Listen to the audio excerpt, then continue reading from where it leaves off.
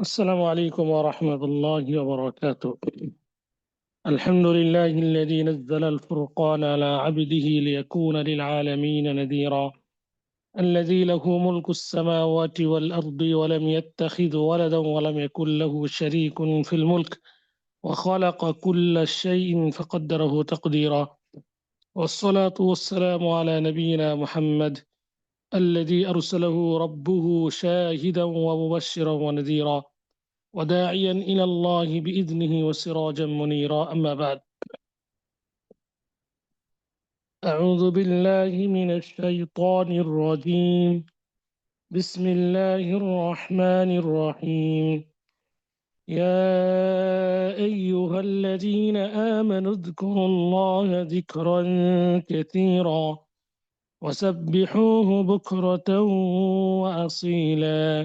الحمد لله, আল্লাহর অশেষ রহমতে আমরা সাপ্তাহিক হালাকার শেষ অধিবেশনে যুক্ত হতে পেরেছি। আলহামদুলিল্লাহ, সালাতু সালাম বর্ষিত হোক শেষ নবী প্রিয় নবী মুহাম্মদ বিন আব্দুল্লাহর প্রতি। আল্লাহুম্মা সাল্লি ওয়া সাল্লিম ওয়া বারিক আলা আবদিকা ওয়া হাবিবিকা মুহাম্মদ ইবনে আব্দুল্লাহ ওয়া আলা আলিহি ওয়া সাহবিহি আজমাইন। অতঃপর ধন্যবাদ ও কৃতজ্ঞতা প্রকাশ করছি আপনাদের যারা সাপ্তাহিক হালাকার শেষ অধিবেশনে আপনারা যুক্ত আছেন তাদের এবং যারা যুক্ত ছিলেন তাদের সকলে কৃতজ্ঞতা প্রকাশ করছে এবং দোয়া করছে আল্লাহ আপনাদের এই সময়টুকুকে কবুল করুন এবং সেই দিনের নাজাতের ওসিলা বানিয়ে দিন যেই দিন ধন সম্পদ সন্তান সন্ততি কোনো কিছু কাজে আসবে না পুরো শান্ত হৃদয় ছাড়া। আল্লাহ সেই দিনের নাজাতের ওসিলা বানিয়ে দিন, আমিন। যারা অসুস্থ আমরা রয়েছি, হয়তো বা কাউকে চিনি বা চিনি না, অনেকেই অসুস্থ, আমাদের হালাকার বাইরের সকল মুসলিম উম্মাকে যারা অসুস্থ রয়েছেন সকলকে শিফা কামিল আজলা দান করুন। বিশেষ করে আল্লাহ দরবারে ফরিয়াদ করছি যারা আমরা হালাকার সাথে যুক্ত আছি, আল্লাহ আমাদেরকে সুস্থতার নিয়ামত প্রদান করুন, যে নিয়ামতের মাধ্যমে আমরা বেশি বেশি জিকির আজকার সহ অন্যান্য ইবাদত করতে পারি। আল্লাহ আমাদেরকে তৌফিক দান করুন, আমিন। সম্মানিত উপস্থিতি, আমরা নির্ধারিত বিষয় নিয়ে কথা বলা শুরু করব ইনশাআল্লাহ। আমরা আলোচনা গত পর্ব করেছিলাম যে কতিপয় কথা ও কাজের বর্ণনা যাতে রয়েছে অফুরন্ত সওয়াব। তো সেই বিষয়ে আমরা বলতে যে একটা বড় ধরনের ভুল হয়েছিল, যেটা আমাদের আপু হাসিনা বিনতে হানিফ তিনি শুধরে দিয়েছেন। সেটা দিয়ে শুরু করব, যেহেতু সকলেই হয়তো বা শেষের দিকে ছিলেন না। সেটা হলো যে তাকবীরে তাহরিমের সাথে নামাজ বা সালাত পড়ার যে সওয়াব আল্লাহ রাসূল সাল্লাল্লাহু আলাইহি সাল্লাম বর্ণনা করেছেন, সেখানে সংখ্যাটি ভুলক্রমে আমরা 40 ওয়াক্তের কথা বলেছিলাম। তো আসলে 40 দিন, যে ব্যক্তি আল্লাহর জন্য 40 দিন সালাত জামাতের সহিত প্রথম তাকবীর সহ আদায় করবে, তার জন্য 2টি মুক্তনামা লেখা হবে, জাহান্নাম থেকে মুক্তি এবং মুনাফিকি থেকে মুক্তি। তো এখানে 40 দিন হবে, 40 দিন 2টি শর্ত তাকবীরে তাহরিমার সহিত তাকে আদায় করতে হবে। তাকবীরে তাহরিমার সহিত 40 দিন আসলে অনেকের কাছে কঠিন হলেও আবার অনেকের কাছে এটা সহজ বিষয়। সাহাবায়ে কেরামের জীবনী আমরা দেখেছি যে তারা অনেক ব্যক্তি এবং সালাফে সালেহিনগণের জীবনী আমরা পড়েছি, অনেক ব্যক্তি তারা তাদের এই হাদিসগুলো জানার পরে কখনো তাকবীরে তাহরিমে তারা এটাকে বর্জন করেননি, সর্বদাই তাকবীরে তাহরিমে পেয়েছেন। অনুভাবে আরেকটি হাদিসে এভাবে আমরা পেয়েছি, রাসূল সাল্লাল্লাহু আলাইহি সাল্লাম সুন্নতের কথা বলেছেন, যে ব্যক্তি 12 রাকাত সুন্নত আদায় করবে তার জন্য জান্নাতে একটি ঘর নির্মাণ করা হবে।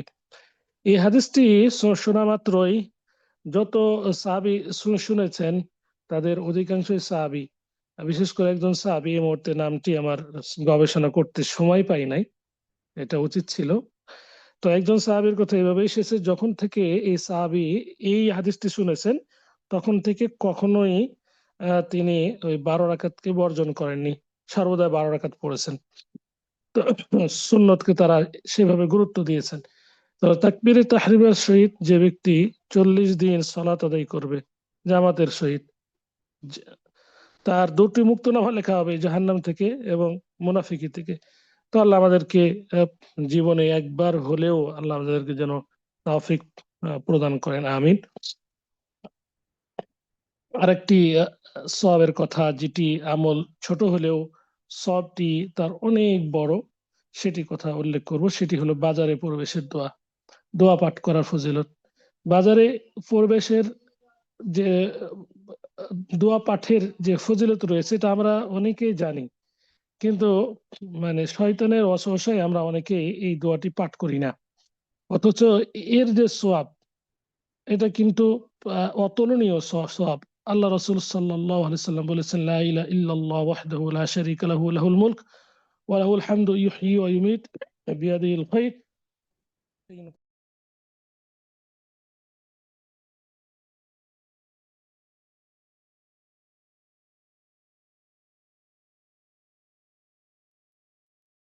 রাসূল সাল্লাল্লাহু আলাইহি সাল্লাম বলেছেন যে যে ব্যক্তি এই দোয়া পাঠ করবে তার জন্য 1,00,000 নেকি লেখা হবে, 1,00,000 সওয়াব লেখা হবে, 1,00,000 গুনাহ মাফ হবে এবং 1,00,000 মর্যাদা উন্নত করা হবে। বাজারে প্রবেশ তো আমরা নারী পুরুষ সবাই করি, কিন্তু এই দোয়াটি আমরা অধিকাংশই পড়ি না। বিশেষ করে আমার কথাই বলবো যে আসলে ইচ্ছাকৃত নয়, অনেক সময় মনে থাকে না, শয়তানের ওয়াসওয়াসায় বাজারে প্রবেশ করি কিন্তু দোয়াটি মনে থাকে না, যখনই মনে হয় তখনই দোয়াটি আবার পাঠ করি। এর সব এত আহ, এবং এর ওপর এত আমল করে সৌদি আরবের যারা বাসী রয়েছেন তাদের অধিকাংশই, যে এরা বাজারে প্রবেশ করলে এই দোয়াটি পাঠ করে এবং বাজারের বিভিন্ন স্থানে এই দোয়াটি লেখা রয়েছে। আসলে এই দোয়ার এত ফজিলত কেন? যদি আমরা এই দোয়ার অর্থগুলো একটু গবেষণা করি তাহলে আসলে ফজিলত এই কারণেই, যেখানে আল্লাহর মহত্ব এবং আল্লাহর একত্ববাদ এখানে ঘোষণা করা হয়েছে। লা ইলাহা ইল্লাল্লাহ ওয়াহদাহু লা শারীকা লাহু লাহুল মুলক ইউহয়ি ওয়া ইউমীত বিয়াদিহিল খায়র ওয়া হুয়া আলা কুল্লি শাইইন কাদির। আল্লাহ ছাড়া সত্য কোনো উপাস্য নেই, তিনি একক, তার কোনো অংশীদারত্ব নেই, তার জন্য রাজত্ব, তার জন্য সকল প্রশংসা। তিনি জীবন দানকারী, তিনি মৃত্যু দান করেন, তারই হাতে রয়েছে সর্বপ্রকার কল্যাণ, আর তিনি সর্বশক্তিমান। ওহু আলা কুল্লি শাইইন কাদির, সর্বশক্তিমান। দেখুন, প্রত্যেকটি মানে এই শব্দগুলো, ওয়ার্ডগুলো গুরুত্বপূর্ণ। সাক্ষ্য দেওয়া, একত্ববাদ ঘোষণা দেওয়া, আল্লাহর রাজত্বকে মেনে নেওয়া এবং তার হাতে কল্যাণ রয়েছে। বাজারে আমরা যাই সাধারণত মানে আমাদের জীবনের কল্যাণের জন্য, হয়তো বা কেউ মানে কেউ বিক্রি করতে, কেউ কিনতে, বেচা কেনা করতে আমরা যাই অধিকাংশই। এমন খুব কম মানুষ পাওয়া যাবে যে সেটা বাজারে মানে এমনি যায়, যদিও পাওয়া যায় তবে তার একটা উদ্দেশ্য থাকে, হয়তো বা কেউ বিক্রি করবে, কেউ হয়তো কিনবে, এই ধরনের অধিকাংশ ব্যক্তি। তো বিয়াদিহিল খায়র, আল্লাহ হাতে কল্যাণ রয়েছে। এই দোয়াটি পাঠ করলে যেমন আমরা সওয়াব পাবো, অনুভাবে আল্লাহর কাছে যদি আমরা কল্যাণ আশা করি, হয়তো বা বিক্রি করলে আমি বেশি লাভ পাবো, কিনলে আমি স্বল্প মূল্যে ভালো জিনিসটা পাবো, যদি আমরা নিয়ত করেও এই দোয়াটি পাঠ করে, আল্লাহ সুবহানাহু ওয়া তাআলা আমাদের রিজিকে বারাকা দান করবেন, আল্লাহ আমাদেরকে তাওফিক দান করুন। 1,00,000 সওয়াব, 1,00,000 গুনাহ মাফ। আমরা 1,00,000 সোয়াবের জন্য কত কষ্ট করি, কিন্তু আমরা আমাদের কল্যাণের জন্য বাজারে যাচ্ছি, অথচ এই দোয়াটি পাঠ করলে 1,00,000 সোয়াব পেয়ে যাচ্ছি, 1,00,000 গুনাহ মাফ আমরা করে নিতে পারতেছি। এটা আমাদের জন্য অনেক একটি সুবর্ণ সুযোগ। কথা অল্প, দোয়া অল্প, কিন্তু সোয়াবের পাল্লাটা অনেক বেশি। আল্লাহ আমাদেরকে তৌফিক দান করুন, আমিন। অনুরূপভাবে আরেকটি সোয়াব, যে আমলটি ছোট কিন্তু সোয়াবটি অনেক বেশি, ফরজ সালাতের পরে 33 বার সুবহানাল্লাহ, 33 বার আলহামদুলিল্লাহ, 33 বার আল্লাহু আকবার এবং লা ইলাহা ইল্লাল্লাহ ওয়াহদাহু লা শারীকা লাহু লাহুল মুলক ওয়া লাহুল হামদ ওয়া হুয়া আলা কুল্লি শাইইন কাদির। এটি একবার, মোট 100 বার যে ব্যক্তি পাঠ করবে তার ব্যাপারে আল্লাহ রাসূল সাল্লাল্লাহু আলাইহি ওয়াসাল্লাম বলেছেন তার গুনাহগুলো ক্ষমা করে দেওয়া হবে, যদিও তা সমুদ্রের ফেনারাশি পরিমাণও হয়, তবুও তার গুনাহগুলোকে ক্ষমা করে দেওয়া হবে। যে ব্যক্তি 33 বার সুবহানাল্লাহ, 33 বার সুবহানাল্লাহ পাঠ করতে মনে হয় না যে 1 মিনিট লাগবে, ধরে নিলাম যদি আস্তে আস্তে আস্তে করে অল্প অল্প করে, হ্যাঁ, ধীরে সুস্থে পাঠ করে, ধরে নিলাম সর্বোচ্চ 1.5 মিনিট বা 2 মিনিট, 2 মিনিট, 2 মিনিট লাগে না, 2 মিনিট, আলহামদুলিল্লাহ 2 মিনিট, আল্লাহ আকবার 2 মিনিট, সর্বমিলে মিলে 3 মিনিট বা 4 মিনিট লাগতে পারে। যারা আস্তে আস্তে করে ধীরে স্থির সহিত যারা পাঠ করে তাদের। কিন্তু আমরা যারা দ্রুত পাঠ করি সুবহানাল্লাহ সুবহানাল্লাহ সুবহানাল্লাহ, আলহামদুলিল্লাহ আলহামদুলিল্লাহ আলহামদুলিল্লাহ, এক নিঃশ্বাসে অনেকবার আমরা পাঠ করতে পারি। ফরজ সালাতের পর যে ব্যক্তি প্রত্যেক ফরজ নামাজের পর সালাতের পর পাঠ করবে 33 বার, 33 বার, 33 বার, এরপরে পরিপূর্ণ করবে লা ইলাহা ইল্লাল্লাহ ওয়াহদাহু লা শারীকা লাহু লাহুল মুলকু ওয়া লাহুল হামদু ওয়া হুয়া আলা কুল্লি শাইইন কাদির, 100 বার। আমরা তো 5 ওয়াক্ত সালাত আমরা আলহামদুলিল্লাহ অত্র গ্রুপের সকলে আদায় করি, এবং অধিকাংশ মুসলিম আলহামদুলিল্লাহ 5 ওয়াক্ত সালাত আদায় করে। 5 ওয়াক্ত সালাত আদায়ের পরে যদি আমরা এই আমলটি কমপক্ষে করি, ছোট্ট একটি আমল, তাহলে আমরা আমাদের জীবনের যে ছোট সগীরা গুনাহগুলো রয়েছে সেগুলো আমরা ক্ষমা করে নিতে পারবো। প্রিয় উপস্থিতি, যতগুলোর গুনাহ অটোমেটিক মাপের কথা রয়েছে, যে এই দোয়া পাঠ করলে গুনাহ মাফ হবে, অমুক দোয়া পাঠ করলে এই গুনাহ মাফ হবে, আমাদের জানা উচিত। এগুলো সগীরা গুনাহ। কবিরা গুনার জন্য তাওবা নাসুহা করতে হবে, স্বচ্ছ তাওবা। ইয়া আইয়ুহাল্লাযীনা আমানু তুবু ইলাল্লাহি তাওবাতান নাসুহা, ওহে ঈমানদারগণ তোমরা তাওবা নাসিহা করো। তো কবিরা যে গুনাহ রয়েছে সেগুলো আল্লাহ সুবহানাহু ওয়া তাআলা ক্ষমা করবেন। এমনকি আমরা অনেকে এই বিষয়টা জানি না, শিরকের গুনাহ আল্লাহ সুবহানাহু ওয়া তাআলা ক্ষমা করবেন যদি আমরা ক্ষমা চাই, তাওবা নাসুহার মাধ্যমে ইস্তিগফার করি, তাহলে আল্লাহ সুবহানাহু ওয়া তাআলা শিরকের গুনাহ মাফ করে দেবেন। আমরা জানি না শিরক করে ফেলেছি। শিরকটা আমরা অনেক সময় কথাবার্তা এমনি অটোমেটিক আমাদের হয়ে যায়, কথার শিরকটা আমাদের অনেক হয়ে যায়। কাজের শিরক থেকে, শিরকের থেকে কথার শিরকটা আমাদের অনেকে হয়ে যায়। আমরা অজান্তে অনেক শিরক করেও ফেলি। এই কারণে আল্লাহ সুবহানাহু ওয়া তাআলা বলেছেন মা ইউমিনু আকতারুহুম বিল্লাহি ইল্লা হুম মুশরিকুন। তবে শিরকের গুনাহ আল্লাহ সুবহানাহু ওয়া তাআলা কিন্তু মাফ করবেন। অধিকাংশ মানুষ ঈমান আনা সত্ত্বেও মুশরিক। আল্লাহ সুবহানাহু ওয়া তাআলা মানে বলেছেন এটাই সত্য, কারণ আমরা কথায় কথায় অনেক শিরক করে ফেলি। আল্লাহ আমাদেরকে ক্ষমা করুন। বলছিলাম ফরজ সালাত আমরা সবাই পড়ি, কিন্তু এই গুনাহ, সগীরা গুনাহ যে আমরা দৈনন্দিন করতেছি, 5 ওয়াক্ত সালাতের আগে পরে যে করতেছি, এটা থেকে সগীরা গুনাহগুলোর থেকে ক্ষমা পাওয়ার জন্য আল্লাহর নিকট ক্ষমা চাওয়ার মাধ্যম হলো, ক্ষমা পাওয়ার মাধ্যম হলো এই ছোট্ট ছোট আমলগুলো। ছোট্ট আমল কিন্তু ক্ষমা পাওয়ার সুবর্ণ এগুলো সুযোগ। এরপরে যে আমলের কথা আমরা বলবো, আহ, যে যার অফুরন্ত সওয়াব, সেটি হলো প্রত্যেক ফরজ সলাতের পরে আয়াতুল কুরসি পাঠ করে। যে ব্যক্তি প্রত্যেক ফরজ সলাতের সলাতের পর আয়াতুল কুরসি পাঠ করবে, তাকে জান্নাতে প্রবেশ করা হতে বাধা দানকারী একমাত্র মৃত্যু ছাড়া আর কোনো কিছুই থাকবে না।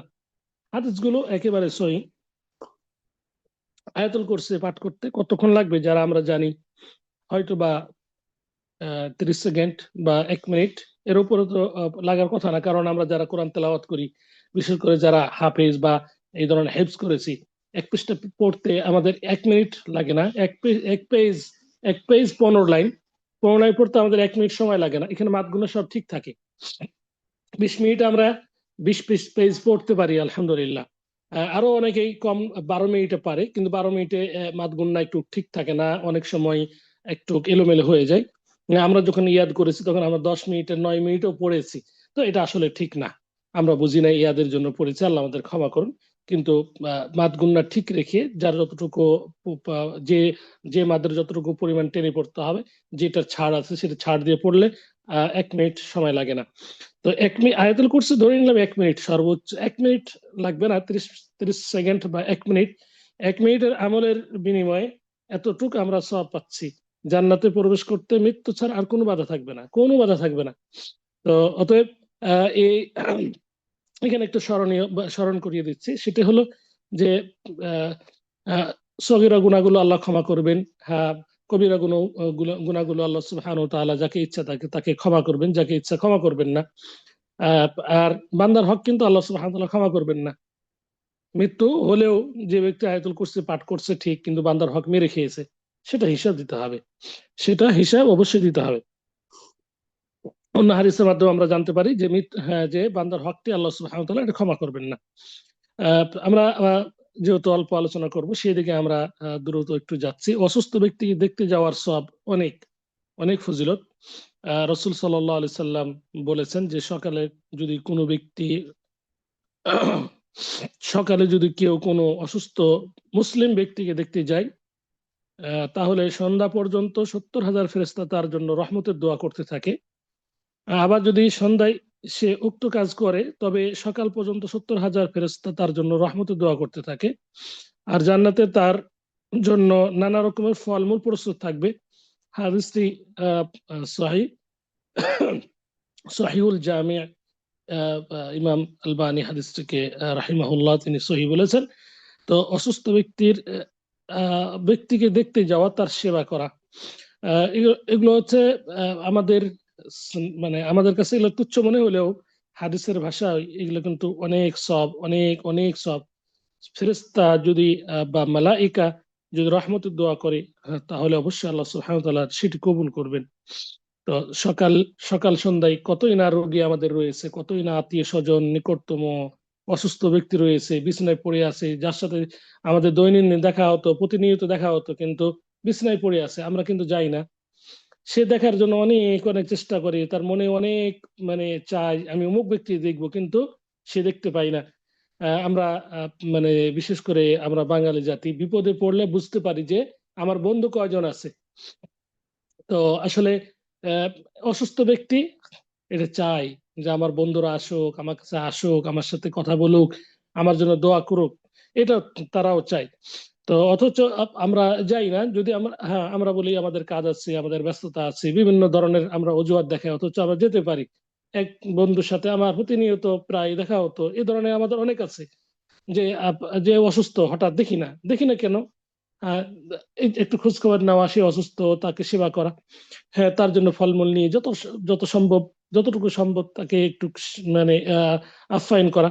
এটা আমাদের মধ্যে অনেকটা কম আছে। তবে হ্যাঁ, আলহামদুলিল্লাহ, দিনী ভাই বোনদের মধ্যে অনেকের মধ্যে অনেক রয়েছে, যেটা আমরা দেখতে পেয়েছি যে অসুস্থ হলে অনেকে আবার খাবার রান্না করেও পর্যন্ত বিভিন্ন স্থানে পাঠাচ্ছেন। আমরা এগুলো দেখতে পেয়েছি, আমাদের গ্রুপে এ ধরনের অনেক ব্যক্তি রয়েছে। আল্লাহ সুবহানাহু ওয়া তাআলা তাদের জাযা খায়ের দান করুন। এই ধরনের চরিত্র আমাদের সকলে হওয়া দরকার, সকলে হওয়ার দরকার। এটা হলে আমাদের জন্য একটা, যেমন দোয়া আমরা পাবো, অন্যভাবে রোগী তার টেনশন মুক্ত হয়ে অনেক সময় টেনশনটাই কাজ করে, টেনশন মুক্ত হয়ে তিনি জীবনযাপন করতে পারবেন, তখন অটোমেটিক তিনি সুস্থতা বোধ করবেন। তো আল্লাহ সুবহানাহু ওয়া তাআলা রোগীদের সেবা করা, তাদেরকে দেখভাল করা, আল্লাহ আমাদেরকে তৌফিক দান করুন, এবং আমাদেরকে সে সওয়াবের ভাগীদারি হওয়ার তৌফিক দান করুন, যেটি হাদিসে বর্ণিত রয়েছে। আহ, এরপরে যে আমলটি বলবো, যার সওয়াব অফুরন্ত, অনেক সওয়াব, সেটি হলো যে রাত্রে জাগ্রত হয়ে সালাত আদায় করা, তাহাজ্জুদের নামাজ পড়া, স্ত্রীকে জাগ্রত করে দেওয়া। এই মর্মে হাদিসটি এইভাবে এসেছে, কোন ব্যক্তি যদি রাত্রে জাগ্রত হয় এবং নিজের স্ত্রীকে জাগ্রত করে, অথবা দুজনে দুরাকাত সালাত আদায় করে, নফল সালাত, তবে তবে তাদেরকে অধিক হারে আল্লাহর জিকিরকারী ও জিকিরকারিনীর অন্তর্ভুক্ত করা হবে। তো অধিক হারে যাকিরিন আল্লাহ কাসীরা ওয়া যাকিরাত আ'আদাল্লাহু লাহুম মাগফিরাতাও ওয়া আজরান আযীমা। অধিক তাদেরকে আল্লাহ সুবহানাহু ওয়া তাআলা আহ, অধিক হারে জিকিরকারী এবং জিকিরকারিনী অন্তর্ভুক্ত করবেন। তো জিকিরকারী এবং জিকিরকারিনী এদের জন্য পুরস্কার কিন্তু রয়েছে, অফুরন্ত পুরস্কার, যেটি আমরা সূরা আল আহজাবে পাই, ওয়াজ-যাকিরিন আল্লাহ কাসীরা ওয়াজ যাকিরাত আ'আদাল্লাহু লাহুম মাগফিরাতাও ওয়া আজরান আযীমা। অনুরূপে হাদিসগুলো, অনেক হাদিস রয়েছে, যারা জিকিরকারী তাদের অনেক সওয়াব রয়েছে, অনেক অনেক তাদের প্রতিদান রয়েছে, অনেক প্রতিদান রয়েছে। তো কারণ যারা জিকির করে তাদের তাদেরকে বলা হয়েছে যে সাবাকাল মুফাররিদুন ক্বালু ওয়া মাল মুফাররিদুন ইয়া রাসূলুল্লাহ ক্বালা আয-যাকিরুন আল্লাহ কাসীরা ওয়াজ-যাকিরাত। যে যারা মুফাররিদুন, আমার হাদিসে এইভাবে এসেছে, রাসূল সাল্লাল্লাহু আলাইহি সাল্লাম বলেছেন যে সাবাকাল মুফাররিদুন, মুফাররিদুন যারা, তারা অগ্রগামী হয়ে গেছে। জিজ্ঞাসা করা হলো, তারা সাহাবায়ে কেরামগণ বললেন, হে আল্লাহ রাসূল, মুফাররিদুন কারা, আমরা তো বুঝতেছি না। আল্লাহ রাসূল সাল্লাল্লাহু আলাইহি ওয়াসাল্লাম বললেন, আয-যাকিরুন আল্লাহ কাসীরা ওয়াজ যাকিরাত, যারা অধিক হারে আল্লাহকে স্মরণ করে তারাই হচ্ছেন মুফাররিদুন। আল্লাহ রসুল সাল্লাল্লাহু আলাইহি ওয়াসাল্লাম এই জিকিরের ব্যাপারে আরো অনেকগুলো হাদিস এসেছে, বলেছেন। তো মাসালুল লাযী ইয়াযকুরু রাব্বাহু ওয়াল্লাযী লা ইয়াযকুরু রাব্বাহু মাসালুল হাইয়্যি ওয়াল মাইয়িত। যারা জিকির করে না তাদের দৃষ্টান্ত মৃত্যু এবং জীবিতর মতো। আল্লাহ রাসূল সাল্লাল্লাহু আলাইহি ওয়াসাল্লাম দিয়েছেন। অনুভাবে যারা জিকির করে বসে বা বিভিন্ন স্থানে, তাদের ব্যাপারে সওয়াব অনেক রয়েছে। لا يقعد قوم يذكرون الله عز وجل إلا حفتهم الملائكة وغشيتهم الرحمة ونزلت عليهم السكينة وذكرهم الله في من عنده। যারা জিকির করতে কোনো স্থানে বসে, তাদের ব্যাপারে আল্লাহ রসুল সাল্লাল্লাহু আলাইহি ওয়াসাল্লাম বলেছেন, তাদেরকে মালাইকা ফেরেশতাকুল বেষ্টন করে রাখে, তাদেরকে রহমত ঢেকে রাখে, এবং তাদের উপরে সাকিনা প্রশান্তি নাজিল হয়। এবং ওয়াযাকারাহুমুল্লাহু ফী মান ইনদাহু, আল্লাহর নিকট যারা রয়েছে তাদের নিকট আল্লাহ সুবহানাহু ওয়া তাআলা তাদের ব্যাপারে প্রশংসা করেন, তাদের সুনাম করেন, তথা আল্লাহ সুবহানাহু ওয়া তাআলা মালাইকার নিকট ওই ব্যক্তির প্রশংসা করেন। তাহলে যারা জিকির করে তাদের অনেকগুলো ফজিলত রয়েছে। তো আল্লাহ রসুল সাল্লাল্লাহু আলাইহি ওয়াসাল্লাম বলছেন, যারা রাত্রে জাগ্রত হয়ে নফল সালাত আদায় করে, স্ত্রীকেও জাগায়, তারা জিকিরকারিনীর অন্তর্ভুক্ত হবে। তাহলে জিকিরকারী এবং জিকিরকারিনীর ফজিলত আমরা অল্প আমরা বা সামান্যতম জানতে পারলাম। আরো অনেক রয়েছে, এটা আপনারা জানেন। তাহলে আমরা এই কাজটি তো করতে পারি, জীবনে একবার হলেও তো করতে পারি, বা সপ্তাহে একবার হলেও তো করতে পারি। তো যদি আমরা শেষ রাতে তাহাজ্জুদ বা কিয়ামুল লাইল পাঠ পড়ি, তাহলে তো মানে অনেক সওয়াব রয়েছে। এর সাথে আমলটা অনেক গুরুত্বপূর্ণ। একটু মনোযোগ সহকারে আমরা সকলেই এই আমলটি শুনি এবং পালন করার চেষ্টা করি। জাগ্রত হয়ে নামাজ পড়া, সালাত আদায় করা, কিয়ামুল লাইল করা এবং সাথে স্ত্রীকে জাগানো, এটা মূলত মানে যদিও পুরুষদেরকে সম্বোধন করে বলা হয়েছে, এখন স্ত্রীও যদি মানে নিজে কিয়ামুল লাইল করে এবং স্বামীকে যদি জাগায়, তবুও কিন্তু আল্লাহর কাছে আশা করি এই সবটি মানে পাওয়া যাবে। তো এটি সম্পূর্ণ যে ভাষা রয়েছে, এটি স্বামীর উপর বিশেষ করে কর্তব্য দায়িত্ব সালাত আদায় করা শেষ রাত্রে, এবং তার স্ত্রীকে জাগানো। এখন এমন এমন পরিবেশ তৈরি হয়েছে যে আমরা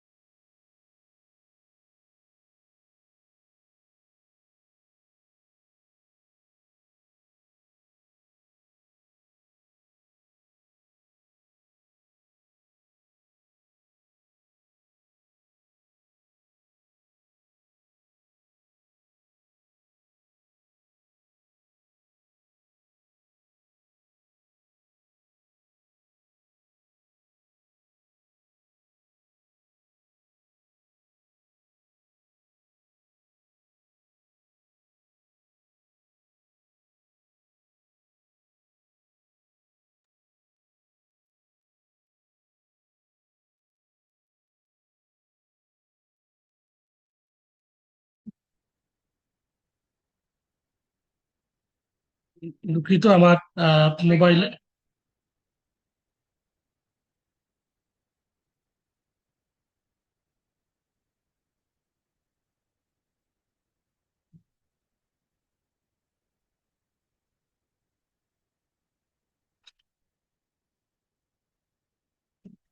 দুঃখিত, আমার মোবাইলে ডাটা চলে গেছিল, আল্লাহ ক্ষমা করুন।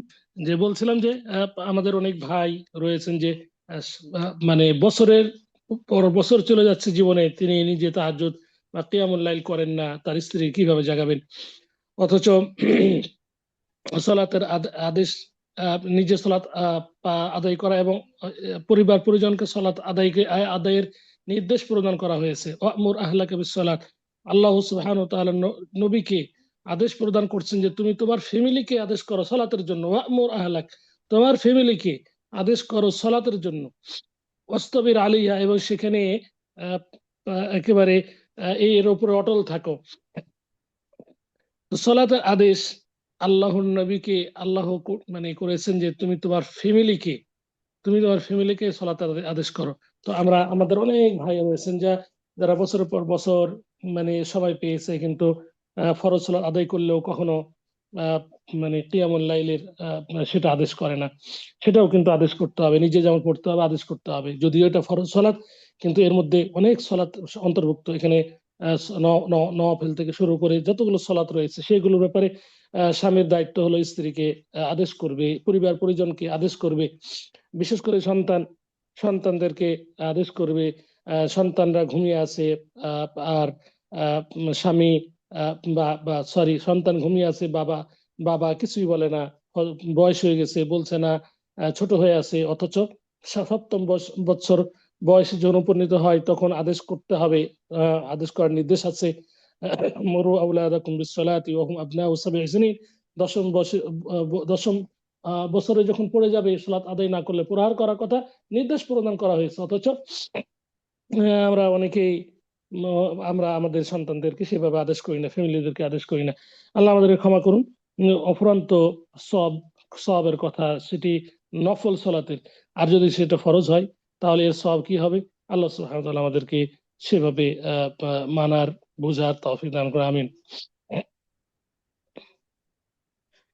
এমনকি যাদের আরেকটি সওয়াবের কথা আপনাদের সামনে উল্লেখ করো, সেটি হলো অনেকের অভ্যাস রয়েছে রাত্রে নফল সওয়াব, নফল সিয়াম কিয়াম পালন করার, বিশেষ করে কিয়াম পালন করার অনেকের অভ্যাস রয়েছে, কিন্তু অনেক সময় নিদ্রার কারণে আহ, আহ, ছুটে যায়। কোনো ব্যক্তি যদি এই ধরনের নিয়ত থাকে, ইন্নামাল আমালু বিন্নিয়াত, নিয়তের কারণে সে সওয়াব পাবে। যদি এই ধরনের নিয়ত থাকে যে আমি শেষ রাত্রে আমি কিয়ামুল লাইল করব, কিন্তু সে জাগ্রত হতে পারেনি, তার প্রবল নিয়ত ছিল, পারেনি, তবু কিন্তু তিনি আহ, নফল সালাতের যে সওয়াব সেটি পেয়ে যাবেন। আল্লাহ রাসূল সাল্লাল্লাহু আলাইহি সাল্লাম বলেছেন, কোনো ব্যক্তি যদি রাত্রে সালাত পড়ার অভ্যাস থাকে, কোনো ব্যক্তির যদি রাত্রে সালাত পড়ার অভ্যাস থাকে, অতঃপর নিদ্রা তাকে পরাজিত করে দেয়, তবে আল্লাহ তার জন্য সেই সালাতের প্রতিদান লিখে দেন এবং তার নিদ্রা তার জন্য সদাকা স্বরূপ হয়ে যাবে। এখানে আহ, নিয়তের উপরে অন্য হাদিস ইন্নামাল আমাল বিন্নিয়াত, নিয়তের উপরে আল্লাহ সুবহানাহু ওয়া তাআলা সওয়াব দিয়ে থাকেন। প্রবল নিয়ত ছিল কিন্তু জাগ্রত হতে পারে নাই, ঘুম তার উপর বিজয় লাভ করছে। অনেক ব্যক্তি এমন রয়েছে যে সারাদিন কাজ করে, রাত্রেও অনেকটা কাজ করে, জীবিকার তাগিদে, পরিবার পরিজনের তাগিদে, জীবিকার ব্যবস্থা করার জন্য আহ, সে অনেক কঠোর পরিশ্রম করেছে, কিন্তু তার প্রবল ইচ্ছা এবং প্রত্যেক দিন সে সলাত আদায় করে, কিন্তু শোয়ার সাথে সাথে ঘুম চলে গেছে, এরপর আর উঠতে পারি নাই। এমনকি অনেক ব্যক্তির এমনও হতে পারে যে আমি শেষ রাতে উঠবো, আমি তারপরে আর উঠতে পারলো না, শেষ রাত্রে আহ, যে বেতের সেটা রেখে দিয়েছে, তো পড়তে পারলো না। এমন ব্যক্তিকে আমরা দেখেছি।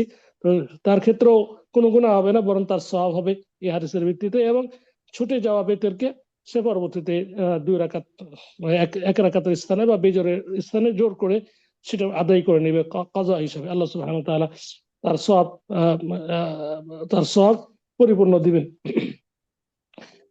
আরেকটি আরেকটি সওয়াবের কথা বলবো, সেটি হলো আহ, যে মসজিদ নির্মাণ করা, আল্লাহর জন্য কোন মসজিদ নির্মাণ করা, মসজিদের কাছে সহযোগিতা প্রদান করা, এটি অল্প পরিমাণ হলেও এর সব অনেক।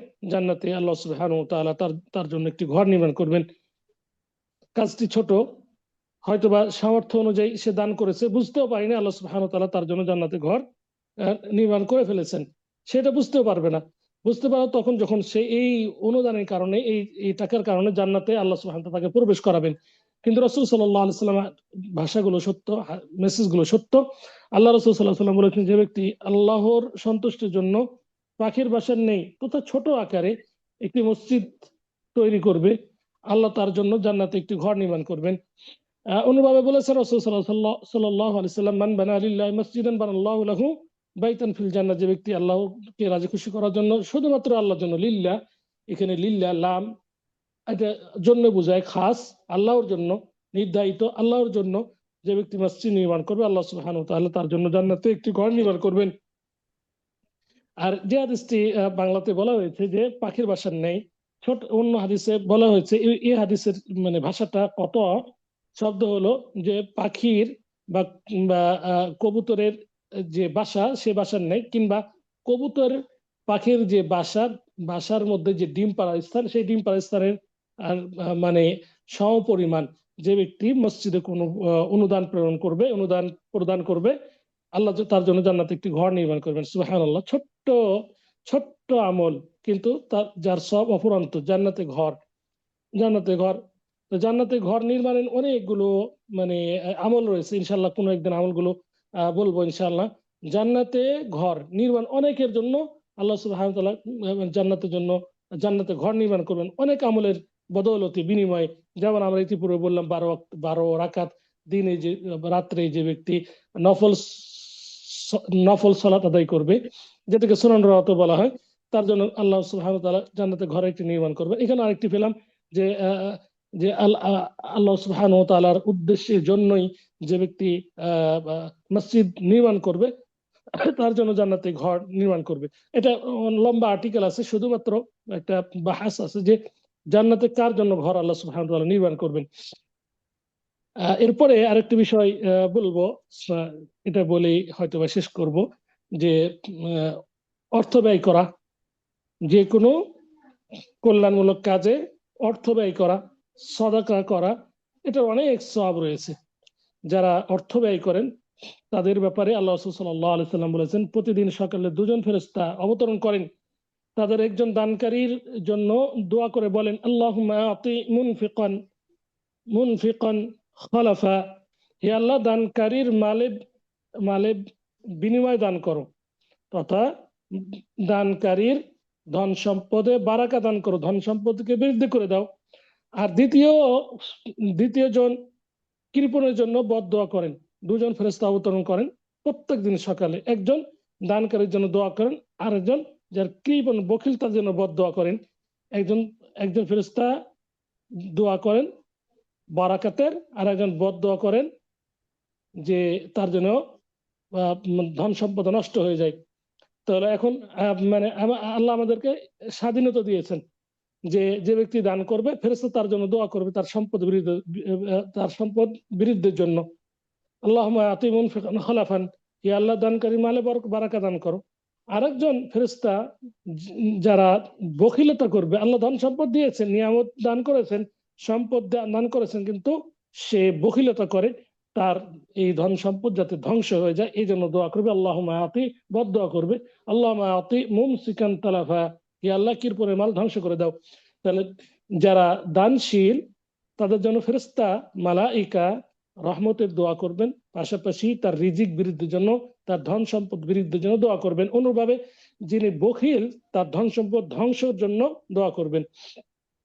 আমরা সদাকার ব্যাপারে আমরা বিশেষ করে যারা দান সদাকা করেন তাদের উদ্দেশ্যে আমরা স্মরণ করিয়ে দিতে চাই, যারা করেন না তাদের উদ্দেশ্যে স্মরণ করিয়ে দিতে চাই। আল্লাহ রাসূল সাল্লাল্লাহু আলাইহি ওয়াসাল্লাম বলেছেন, মা নাকাসা সাদাকাতু মিন মাল, সদাকা কোন ধন সম্পদ কমিয়ে দেয় না, বরং বৃদ্ধি করে। তো অতএব যারা দান করেন নিয়মিত, 1 টাকা, 2 টাকা, 5 টাকা, 10 টাকা, যাই পারেন নিয়মিত দান করেন, প্রত্যেক দিন দান করেন, তাদের জন্য প্রত্যেক দিন মানে ফেরেশতা দোয়া করে। এই জন্য দৈনন্দিন সাদাকাটা আসলে অনেক দিনই বোন করেন, আমাদের জানা আছে আলহামদুলিল্লাহ। এই দৈনন্দিন সাদাকা আসলে গুরুত্বপূর্ণ একটি আমল এবং গুরুত্বপূর্ণ একটি ইবাদত। প্রত্যেক দিন মালাইকা বা ফেরেশতাকুল যদি মানে ধন সম্পদ বৃদ্ধির জন্য দোয়া করে, তাহলে আল্লাহ সুবহানাহু ওয়া তাআলা সে দোয়া তো অবশ্যই কবুল করবেন।